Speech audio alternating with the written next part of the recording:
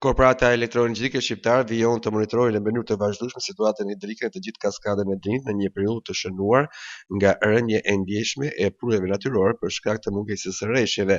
Sipas të dhënave më të fundit, niveli i ujit në qytetarin e Firis ndodhet në kotën e 293 metrave, një nivel që aktualisht konsiderohet të brenda parametrave të sigurisë dhe menaxhimit operacional.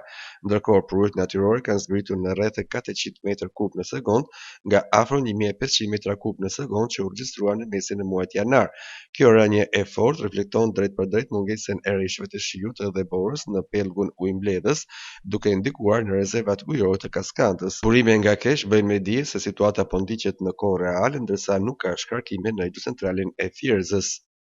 Aktualisht nuk paraqitet asnjë rrezik për strukturat hidrike, ndërsa operimi i kaskadës po përshtatet me kushtet aktuale klimatike. Vijimi i kësaj tendence, nëse do të shoqërohet me mungesë të zgjatur rreshjesh, mund të sjellë sfida në menaxhimin e rezervave ujore në muajt në vijim.